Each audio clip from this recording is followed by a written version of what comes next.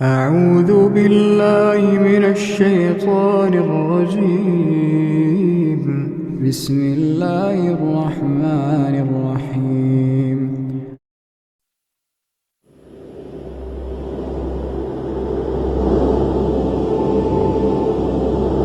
مجلس میں پرسرار سناٹا چھایا ہوا تھا۔ ہر دل میں خوف، رعب اور دبدبے کی کیفیت طاری تھی۔ ایسا لگتا تھا کہ اس نئی آنے والی شخصیت کے اندر سے دہشت کی غیر مرئی شعائیں نکل کر ہر شخص کے اندر اترتی چلی جا رہی ہیں۔ اس کا لباس بھی ایک سیاہ چوغا تھا، مگر اس کو دہشت کی علامت بنا دینے والی چیز اس کا سر اور چہرہ تھا، جو خوفناک حد تک عجیب تھا۔ سر اور چہرہ ایک دھاتی خول سے ڈھکا ہوا محسوس ہوتا تھا۔ سر پہ گویا موٹے موٹے نوکیلے کانٹے اگے ہوئے تھے، شاید یہ اس کا تاج تھا۔ چہرہ انتہائی بد حیت، جس پر سب سے نمایاں چیز دو شعلے برساتی آنکھیں تھیں۔ یہ سرخ اور پرسرار آنکھیں ہر شخص کے دل و دماغ میں اتری چلی جا رہی تھیں، گویا یہ آنکھیں ہر شخص کے اندر تک کا جائزہ لینے کی قدرت رکھتی ہوں۔ یہ شخصیت دھیرے سے چلتی ہوئی مرکزی جگہ پر براجمان ہوئی اور ہاتھ سے حاضرین کو بیٹھنے کا اشارہ کیا۔ سب لوگ خاموشی سے بیٹھ گئے۔ سوگویال نے سردار سے مخاطب ہو کر کہا، میرے آقا، آج ہم سب کو حاضر ہونے کا حکم ہوا ہے۔ ویسے تو آپ کا دیدار ہر حال میں ایک اعزاز ہے، مگر سب خیریت تو ہے؟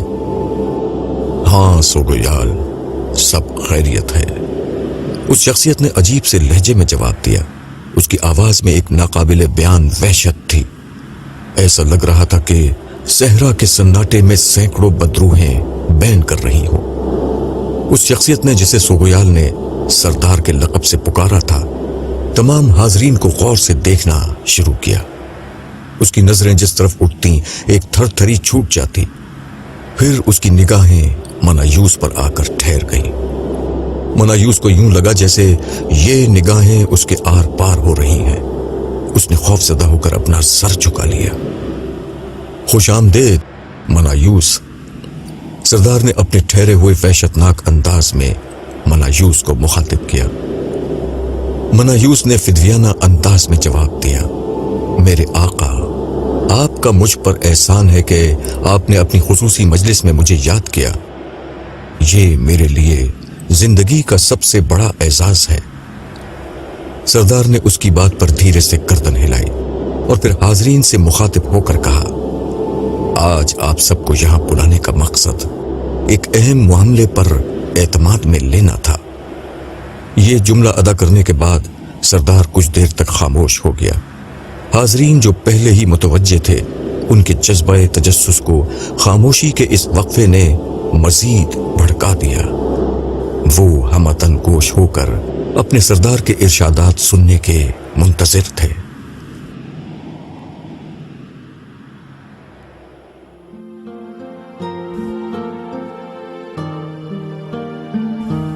الحمرا کا قلعہ اندر سے بہت سی عمارات پر مشتمل تھا۔ داؤد کے کہنے پر عبداللہ نے قلعے میں اپنے سفر کا آغاز قصر الحمرا کی مرکزی عمارت سے شروع کیا۔ بلا شبہ یہاں کے سنہرے در و دیوار، چھت اور ستونوں پر جو نقش بنائے گئے اور جو کمال خطاطی کی گئی تھی، اس کے حسن کو بیان کرنے کے لیے الفاظ ڈھونڈنا مشکل تھے۔ نفیس، جمیل، دیدہ زیب، شاندار، عالی شان، خوبصورت جیسا ہر لفظ اس کمال فن کی بارگاہ میں سجدہ ریز تھا۔ ہر دیکھنے والے کے دل میں یہ سوال پیدا ہو رہا تھا کہ صدیوں بعد جس تعمیر کی کشش کا یہ عالم ہے، وہ اپنی تخلیق کے وقت میں کیسی ہوگی۔ عبداللہ کا ذوق جمال اس سے اس کی گویائی چھین چکا تھا۔ وہ سوچ رہا تھا یہ کیسے ممکن ہے کہ صدیوں تک مسیحی انتہا پسندوں کے تعصب اور بے اعتنائی کے باوجود یہ حسن اپنی آب و تاب باقی رکھے ہوئے ہے۔ یہاں نقش و نگار کے ساتھ ساتھ جگہ جگہ دل فریب خطاطی تھی۔ اس جمال کے ساتھ عبداللہ جیسے خدا پرست کے دل پر جو چیز خدا کے جلال کا عکس روشن کر رہی تھی، وہ اس بے مثل خطاطی میں بے گنتی دفعہ دہرایا گیا ایک جملہ تھا، لا غالب الا اللہ۔ عبداللہ نے داؤد کی توجہ ان الفاظ کی طرف مبذول کراتے ہوئے دریافت کیا، کیا آپ کو اس جملے کا مطلب معلوم ہے؟ ہاں، اس کا مطلب ہے کہ اللہ کے سوا کوئی غالب نہیں۔ یہ غرناطہ کے آخری حکمران خاندان کا سرکاری نعرہ تھا۔ غرناطہ اسپین میں مسلمانوں کے 800 سالہ اقتدار کی آخری پناہ گاہ تھی۔ تقریباً 2-2.5 صدی تک مسلمانوں کا یہ قلعہ بڑھتے ہوئے مسیحی غلبے کی راہ میں آخری رکاوٹ بنا رہا، یہاں تک کہ ملکہ ایزابیلا اور شاہ فرنینڈس نے اتحاد کر کے غرناطہ پر حملہ کیا اور آخرکار یہاں قبضہ کر کے پہلے مسلمانوں کی حکومت اور پھر ان کے وجود اور نام و نشان کو مٹا ڈالا۔ داؤد نے آثار قدیمہ اور تاریخ سے اپنی واقفیت کا ثبوت ایک دفعہ پھر پیش کیا۔ ہاں، آپ کی معلومات بالکل درست ہیں۔ عبداللہ نے اس کی تحسین کی، لیکن پھر تاریخی واقعات میں پوشیدہ اصل حقائق کی طرف اس کو متوجہ کرتے ہوئے کہا، لیکن الحمرا میں نقش یہ جملہ لا غالب الا اللہ اپنے اندر موجود 2 بہت بڑے حقائق کا آئینہ دار بھی ہے۔ یہ حقائق شاید غرناطہ ہی میں کھڑے ہو کر زیادہ سمجھے جا سکتے ہیں۔ وہ کیا؟ پہلی حقیقت یہ ہے کہ ہم ایک ایسی دنیا میں جیتے ہیں جہاں بظاہر مادی طاقت اور انسانی ذہن کی حکمرانی ہے۔ زندگی کے ہر مارکے میں یہی چیزیں فیصلہ کن کردار ادا کرتی ہیں۔ جی، بظاہر تو ایسا ہی ہے، داؤد نے تائید کرتے ہوئے سر ہلایا۔ عبداللہ نے اپنی بات جاری رکھی، جیسے اس غرناطہ کو ملکہ ایزابیلا اور شاہ فرنانڈس نے فتح کر لیا، ان کی مرضی نافذ ہو گئی، انہوں نے مسلمانوں کو یہاں سے ختم کر ڈالا۔ بظاہر یہاں انہی جیسے حکمران دنیا کا نظام چلاتے ہیں۔ یہ جب چاہیں کسی ملک پر حملہ کر دیں اور جہاں چاہیں قبضہ کر لیں۔ یہاں بظاہر ایک سرمایہ دار لوگوں کو روزگار دیتا ہے اور جب چاہے ان کو ملازمت سے نکال دیتا ہے۔ یہاں ایک ڈاکو یا قاتل کسی بھی خاندان کو تباہ و برباد کر دیتا ہے۔ مگر کے بعد عبداللہ نے ایک گہرا سانس لیا اور بولا، یہ فریب نظر ہے۔ حقیقت یہ ہے کہ یہاں سارا اختیار اللہ کے پاس ہے۔ اصل میں یہاں اسی کا فیصلہ نافذ ہوتا ہے، وہ خدا جو نظر نہیں آتا، جو حواس کی پہنچ سے دور ہے۔ یہ دنیا دراصل اسی کی ہے اور اسی کی مرضی کے مطابق چل رہی ہے۔ جی، یہی ہمارا عقیدہ ہے، داؤد نے ایمان سے بھرپور لہجے میں کہا۔ یہ کسی کا عقیدہ ہو یا نہ ہو، اس سے کچھ فرق نہیں پڑتا، یہی حقیقت ہے۔ ویسے آپ نے کبھی شطرنج کھیلا ہے؟ شطرنج؟ نہیں، کوئی خاص نہیں۔ نوجوانی میں کچھ شوق ہوا تھا، مگر اب نہیں کھیلتا۔ شطرنج ہارڈ بورڈ یا لکڑی کے بنے ہوئے جس تختے پر کھیلا جاتا ہے اسے بساط کہا جاتا ہے۔ اس بساط پر سیاہ اور سفید خانے بنے ہوتے ہیں، ان میں مختلف مہرے ہوتے ہیں۔ بادشاہ جیسے مرکزی مہرے سے لے کر پیادے تک سب اپنی اپنی جگہ موجود ہوتے ہیں۔ جی، یہ تو مجھے معلوم ہے۔ اس بساط پر شطرنج کے مہروں کو آگے پیچھے کر کے ہم چالیں چلتے ہیں اور مخالف کو مات دینے کی کوشش کرتے ہیں۔ بس تو آپ بات سمجھ گئے۔ یہ دنیا بھی ایک ایسی ہی بساط ہے۔ خدا نے اپنی قدرت اور حکمت کی بنیاد پر دنیا کی یہ بساط بچھائی۔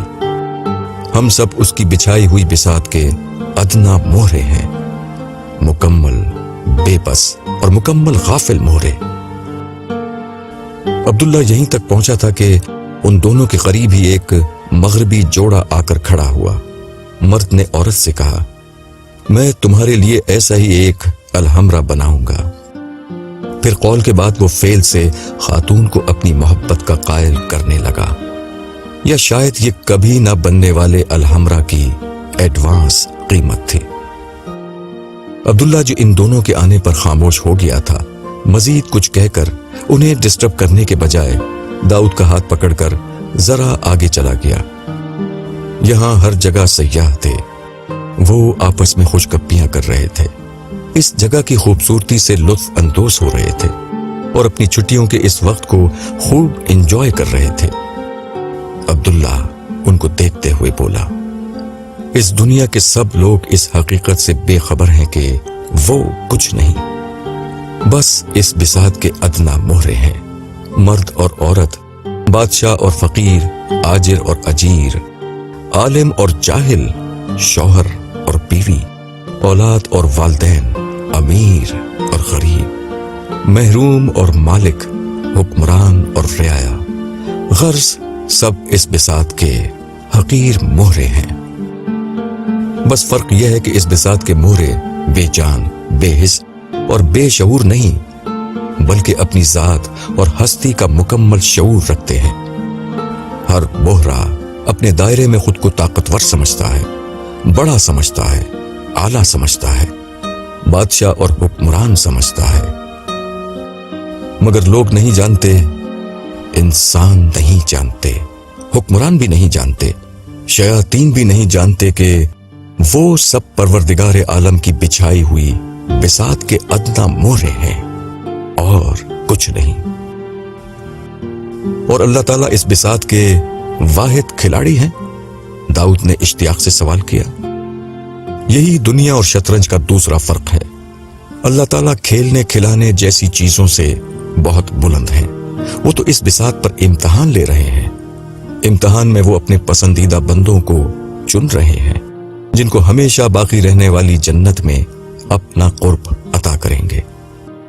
لوگ سمجھتے ہیں کہ دنیا کا نظام وہ چلا رہے ہیں، وہ چالے چلتے ہیں، دوسروں کے فیصلے کرتے ہیں، اپنی مرضی نافذ کرتے ہیں، لیکن کے بعد عبداللہ نے ایک گہرا سانس لیا اور پھر کچھ رک کر بولا، لا غالب الا اللہ کا مطلب یہی ہے کہ اصل فیصلہ یہاں اللہ ہی کا نافذ ہوتا ہے۔ اس بساط پر صرف اسی کی مرضی چلتی ہے، یہی اس کی عظمت ہے۔ وہ اس بساط پر کہیں نہ ہوتے ہوئے بھی مکمل کنٹرول رکھتا ہے، اسی لیے وہ القہار ہے۔ لیکن اللہ نہیں تو پھر اس بساط پر کھیل کون رہا ہے؟ کھیل کن دو کھلاڑیوں کے بیچ ہو رہا ہے؟ یہ اس بساط کا تیسرا فرق ہے۔ یہاں کھیل نہیں ہو رہا، جنگ ہو رہی ہے، انسان اور شیطان کے بیچ کی جنگ۔ چاہیں تو آپ ان دونوں کو کھلاڑی بھی کہہ سکتے ہیں، مگر در حقیقت دونوں حالت جنگ میں ہیں۔ لیکن سانحہ یہ ہے کہ اس کھیل کے ایک فریق یعنی انسانوں کی غالب ترین اکثریت کو معلوم ہی نہیں کہ وہ مستقل طور پر شیطان اور اس کی اولاد سے حالت جنگ میں ہے۔ یہی انسانوں کا اصل المیہ ہے۔ عبداللہ بول رہا تھا اور داؤد کو ایسا لگ رہا تھا کہ ایک بارش ہو رہی ہے جس نے فضا میں ہر طرف چھائے گرد و غبار کو دور کر کے زندگی کے اصل حقائق کو اس کے سامنے کھول دیا تھا۔ مجلس میں دیر تک سناٹا طاری رہا۔ خوف، دہشت اور وحشت کے اس امتزاج میں خاموشی کا شور کانوں کے پردوں پر بہت گراں گزر رہا تھا۔ کچھ دیر بعد سردار کی وحشتناک آواز بلند ہوئی اور سماعتوں کے در و دیوار پھر روننے لگی۔ آپ جانتے ہیں کہ ہم صدیوں سے اس دھرتی پر راج کرتے رہے ہیں۔ ہم نے ہر دور میں یہ ثابت کیا ہے کہ اس دھرتی کے بادشاہ ہم ہیں، اس پر حکومت کرنا ہمارا حق ہے۔ خدا نے ہمارے ساتھ بہت زیادتی کی جب اس نے ہمارے سردار عزازیل کو یہ حکم دیا تھا کہ وہ کیچڑ اور سڑی ہوئی مٹی سے بنے آدم کے سامنے سجدہ کرے۔ ہم فرشتوں کی طرح بے وقوف نہیں تھے کہ طاقت اور اختیار ہوتے ہوئے بھی ایک گھٹیا مخلوق کے سامنے سجدہ ریز ہو جائیں۔ اس لیے ہمارے سردار نے خدا کے خلاف بغاوت کر دی۔ آپ لوگ بتائیے کہ عزت سے بڑی بھی کوئی چیز ہو سکتی ہے؟ سردار نے حاضرین کے سامنے ایک سوال رکھا۔ اس کی آواز میں تمکنت اور غرور کا عنصر بالکل نمایاں تھا۔ ہرگز نہیں، تمام حاضرین نے بیک وقت جواب دیا۔ سردار عزازیل نے جو کیا وہ بالکل ٹھیک تھا۔ ہاں، سردار عزازیل نے بالکل ٹھیک کیا تھا، لیکن اس کے ساتھ ہی عزت مآب عزازیل نے اپنی جان پر کھیل کر بہادری اور دلیری کی بے مثال تاریخ رقم کرتے ہوئے خدا کو چیلنج کر دیا۔ یہ چیلنج کیا کہ وہ ہمیں مہلت دے تو ہم ثابت کر دیں گے کہ خدا نے انسانوں کا انتخاب کر کے اس گھٹیا مخلوق کو ہم پر ترجیح دے کر ٹھیک نہیں کیا۔ اس کے بعد سے لے کر آج تک ہم نے صدیوں اور قرنوں تک اپنی بات کو سچا ثابت کیا ہے۔ ہم نے یہ ثابت کیا ہے کہ انسان خدا کا نافرمان ہے۔ اگر ہم مجرم ہیں تو ہم سے بڑا مجرم انسان ہے۔ اگر ہم شیطان ہیں تو ہم سے بڑا شیطان انسان ہے۔ ہمارے اس مشن میں کبھی کوئی انسان، حتیٰ کہ کوئی پیغمبر بھی کبھی ہمارا راستہ نہیں روک سکا۔ سردار بول رہا تھا اور اس کے لہجے میں اعتماد تھا، رعونت تھی اور پورا یقین تھا۔ اس کی بات میں وقفہ آیا تو سوگویال نے کھڑے ہو کر پورے جوش کے ساتھ کہا، یہ دنیا ہماری ہے، یہاں کے اصل حکمران ہم ہیں۔ آدم اور اس کی اولاد کا انجام یہی ہے کہ ہمارے اشاروں پر ناچے۔ ہم اپنے آقا عزازیل کا مشن پورا کریں گے۔ ہم خدا کو بتا کر رہیں گے کہ آدم اور اس کی اولاد اس قابل نہیں ہے کہ ہمیں ان کے سامنے جھکنے کا حکم دیا جائے۔ ہم یہ جنگ جیت کر رہیں گے، ہم یہ جنگ جیت کر رہیں گے۔ سوگویال کی آواز شدت جذبات سے تھر تھرا رہی تھی۔ اس کے جذبے نے حاضرین کو بھی جوش دلا دیا۔ ان میں سے ایک نے زور سے نعرہ بلند کیا، سردار عزازیل کی جے ہو، سردار عزازیل کی جے ہو۔ تمام لوگوں نے پوری قوت سے اس کی تائید میں آواز بلند کی، سردار کی جے ہو۔ اس نعرے کی گونج کے ساتھ ایسا لگا کہ فضا میں زلزلے کی گڑگڑاہٹ بلند ہوئی ہے۔ کوئی انسان اس وقت وہاں موجود ہوتا تو خوف و دہشت سے اس کی روح پرواز کر جاتی، مگر اس تاریک صحرا میں نہ آدم تھا نہ آدم ساتھ، سوائے تاریکی اور دشت و بیاباں کی وحشت کے وہاں کسی اور چیز کا بسیرا نہ تھا۔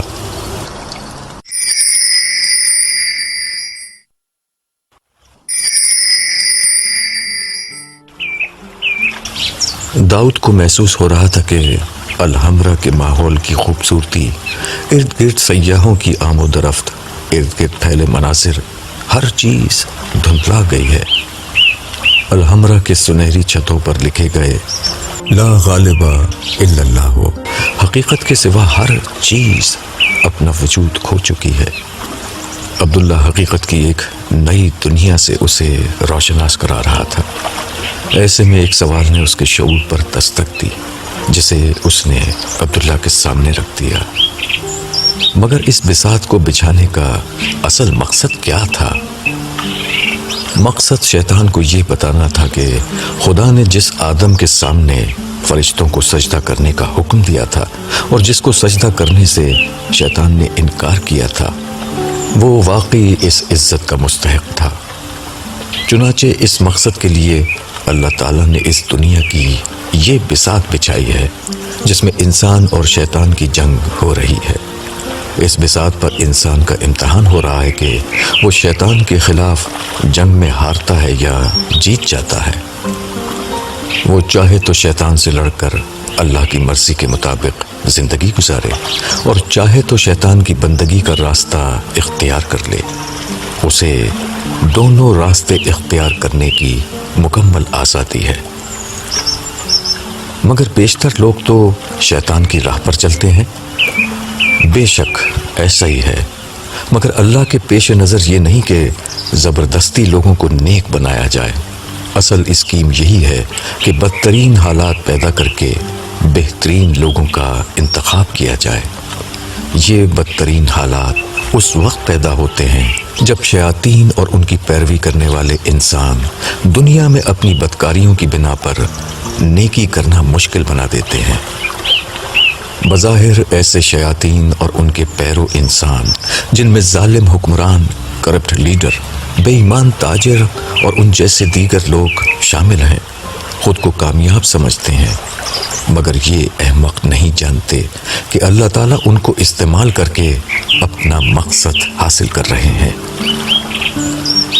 اور وہ مقصد امتحان کے حالات پیدا کرنا ہے۔ داؤد نے سوالیہ انداز میں کہا، بالکل، اور یہی کمال ہے اللہ تعالیٰ کا۔ بظاہر جب اس دنیا میں اللہ کی نافرمانی ہوتی ہے، بظاہر جب اس کی بات نہیں مانی جاتی، بظاہر جب اس کی مرضی پوری نہیں ہو رہی ہوتی ہے، جب وہ دنیا میں کہیں نظر نہیں آتے، تب بھی در حقیقت لوگ انہی کی مرضی پوری کر رہے ہوتے ہیں، ان کی بساط پر مہروں کی طرح استعمال ہو رہے ہوتے ہیں۔ یہی میرے رب کی عظمت ہے۔ خدا کی عظمت کو بیان کرتے ہوئے عبداللہ کی آواز تھرا گئی تھی۔ اس کے دل میں خدا کی محبت اور عظمت کا جو طوفان اٹھا تھا، وہ آنسوؤں کے سیلاب کی صورت آنکھوں سے نکلنے کے لیے بے چین ہو گیا، مگر داؤد کی موجودگی کا خیال کر کے اس نے بمشکل خود پر قابو پایا۔ خود پر قابو پانے کے عمل میں عبداللہ نے داؤد سے نظر ہٹا کر ارد گرد لوگوں کو دیکھنا شروع کر دی، تاکہ داؤد اس کی آنکھوں سے چھل ملاتے نمی کے ستاروں کو نہ دیکھ سکے۔ داؤد بھی یہی سمجھ رہا تھا کہ عبداللہ ارد گرد آتے جاتے سیاحوں کا جائزہ لے رہا ہے۔ کچھ دیر بعد عبداللہ نے ٹھہرے ہوئے انداز میں بولنا شروع کیا، یہ غافل لوگ، یہ نافرمان لوگ، یہی لوگ امتحان کا وہ ذریعہ بن جاتے ہیں جس سے اعلیٰ ترین لوگوں کا انتخاب ہو رہا ہے۔ اب بہت جلد یہ اعلیٰ ترین لوگ جنت کی بستی میں بسائے جائیں گے اور ابدی طور پر خلافت ارضی کے حقدار ہوں گے۔ یہی موجودہ دنیا کے بنانے کا اصل مقصد تھا، باقی لوگ تو شیطان اور اس کی ذریت کے ساتھ جہنم رسید ہوں گے۔ چنانچہ یہاں ہر گھڑی اور ہر لمحہ ایمان کا یہ امتحان ہے کہ انسان اللہ اور آخرت کو یاد رکھتا ہے یا ظاہری دنیا میں کھو جاتا ہے۔ اخلاق کا یہ امتحان ہے کہ انسان نفس، انا، تعصبات اور خواہشات کی پیروی کرتا ہے یا پھر اخلاقی پاکیزگی کا مظاہرہ کرتا ہے۔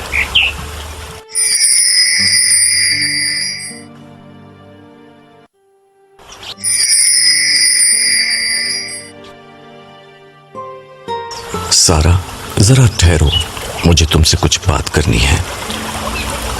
سمینہ نے چائے کی پیالی سارا کے ہاتھ سے لیتے ہوئے کہا۔ وسیع و عریض بنگلے کے سر سبز و شاداب لان میں بیٹھی ہوئی سمینہ بیگم خوبصورت شام کے ڈھلتے ہوئے سائے میں بیٹھی ہوئی تھی۔ ملازم ٹیبل پر چائے رکھ کر چلا گیا تھا۔ سارا، جو اپنی نگرانی میں چائے بنوا کر اندر سے آئی تھی، ساس کی چائے تیار کر کے جا رہی تھی کہ ساس نے اسے اپنے پاس بیٹھنے کے لیے کہا۔ گرچہ عام حالات میں سارا اسے اپنی خوش بختی ہی سمجھتی کہ ساس اسے ساتھ چائے پینے کے لیے بٹھائیں، کیونکہ شادی سے اب تک کبھی انہوں نے اسے اپنے برابر درجہ نہیں دیا تھا، کبھی اسے بہو سمجھ کر محبت سے بات نہیں کی تھی۔ تاہم اس وقت ان کے ساتھ بیٹھنا اس پر بڑا بھاری تھا، کیونکہ ان کے تیور بالکل اچھے نہیں لگ رہے تھے۔ اب ان کا حکم تھا، اس لیے وہاں بیٹھنا سارا کی مجبوری تھی۔ جی امی فرمائیے، کیا بات ہے؟ پہلی بات تو یہ ہے کہ مجھے امی نہ کہا کرو، میں تمہاری چچی ہوں، مجھے چچی ہی کہا کرو۔ یہ پہلے بھی میں تمہیں سمجھا چکی ہوں، مگر تمہیں ایک دفعہ کی بات سمجھ میں نہیں آتی۔ سمینہ نے بالکل کھردرے لہجے میں بغیر کسی لحاظ سے سارا کو تنبیہ کی۔ وہ دراصل چچی، میں تو آپ کی مرضی کے مطابق آپ کو چچی کہہ رہی تھی، مگر حمزہ نے ایک روز سن لیا تو وہ کہنے لگے کہ اس سے غیریت ٹپکتی ہے، تم امی کہا کرو، اس لیے میں آپ کو امی کہنا چاہتی ہوں۔ اگر آپ اجازت دیں تو۔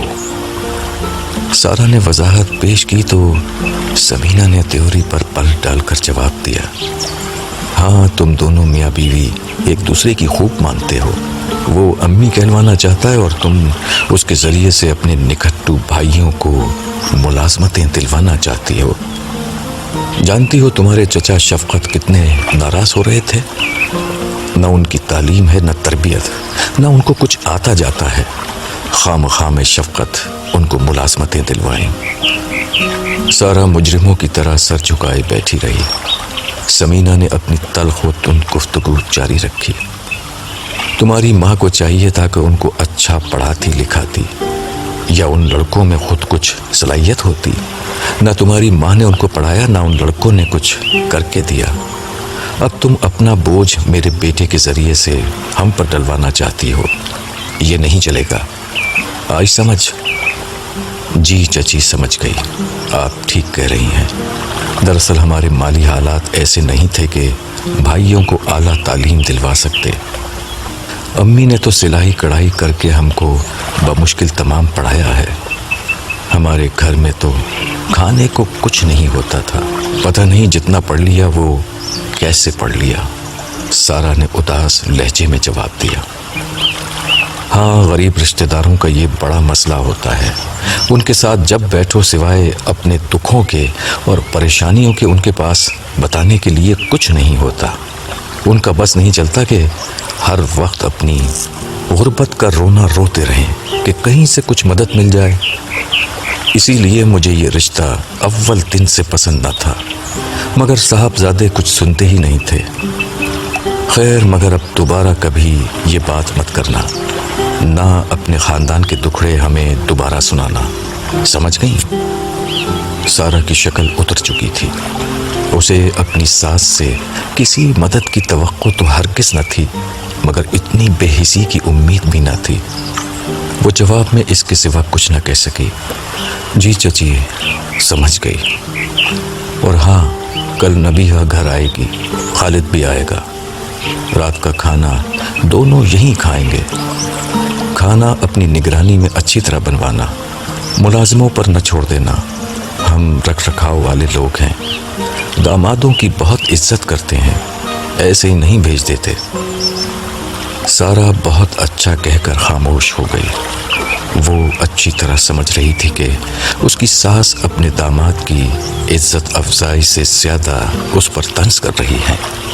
اس کی ماں جمیلہ کے لیے یہ کیسے ممکن تھا کہ اس کے شوہر حمزہ کی اس طرح آؤ بھگت کرے جس طرح اس کی نند نبیہا اور اس کے شوہر خالد کی اس کے گھر میں کی جاتی تھی۔ سارا کے پاس خاموشی سے طنز کے اس تیر کو سہنے کے سوا کوئی چارہ نہ تھا۔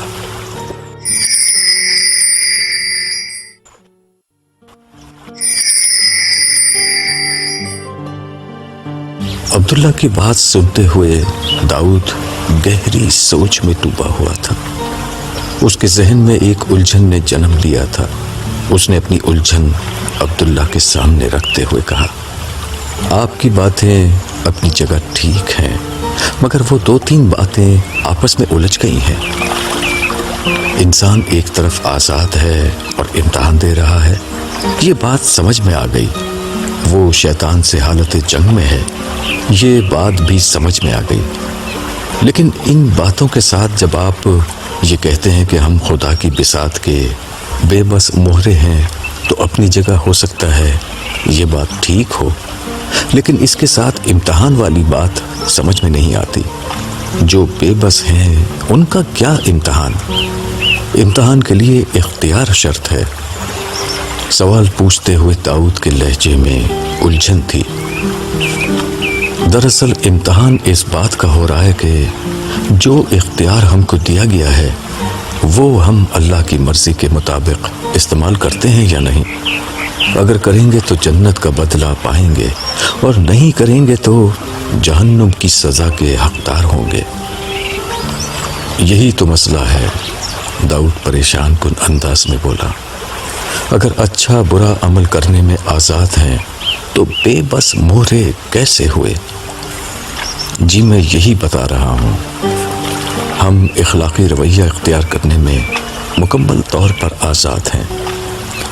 ہم میں سے ہر شخص اپنی ذاتی زندگی میں یہی امتحان دے رہا ہے، جبکہ باقی جو عملی اور مادی نتائج ہم دنیا میں پیدا کرنا چاہتے ہیں ان کے معاملے میں ہم بے بس مہرے ہیں، کیونکہ ہمارے اعمال میں سے صرف وہی مؤثر ہوتے ہیں جو خدا چاہتا ہے۔ مثال کے طور پر ایک شخص کسی کو قتل کرنا چاہتا ہے تو پورا منصوبہ بنا کر کوشش کر سکتا ہے، اپنی کوشش اور ارادے کی بنا پر اس کے ذمے گناہ ڈال دیا جائے گا، مگر کسی کی زندگی کو ختم کرنا کسی انسان کا اختیار نہیں، اس کا فیصلہ اللہ تعالیٰ کرتے ہیں۔ گرچہ افراد کی زندگی میں اللہ تعالیٰ اکثر و بیشتر لوگوں کے اعمال مؤثر ہونے دیتے ہیں، لیکن اقوام کی زندگی میں تو ہم ہر وقت یہ دیکھ سکتے ہیں کہ لوگ جو چاہیں منصوبہ بنا لیں، آخری فیصلہ اللہ تعالیٰ ہی کرتے ہیں۔ داؤد نے بات سمجھنے کے انداز میں سر ہلایا۔ عبداللہ نے اپنی بات جاری رکھی۔ اسی غرناطہ کو دیکھ لیجئے، یہ ریاست اندلس میں مسلمانوں کی آخری پناہ گاہ تھی، جو 250 برس تک یہاں مسلمانوں کی آخری پناہ گاہ بنی رہی۔ اس عرصے میں مسیحی حکمران یہاں سے مسلمانوں کے وجود کو مٹانے کی کوششیں کر رہے تھے، مگر وہ مکمل ناکام رہے۔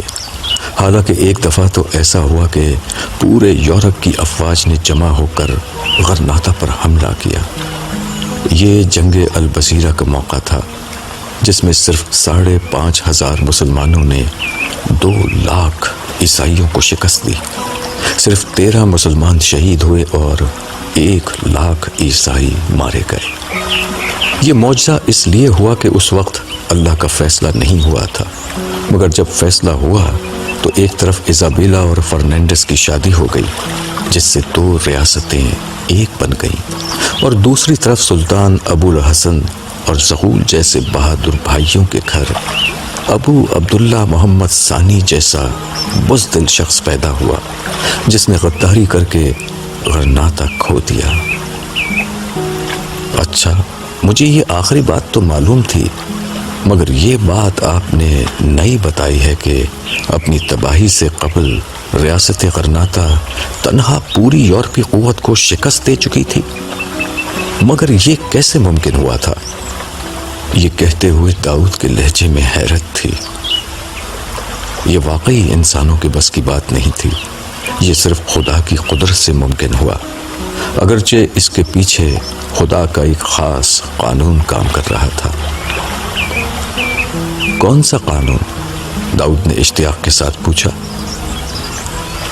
اسے ابھی جانے دیں، ابھی یہ قانون بھی سمجھانے لگوں گا تو بات الجھ جائے گی۔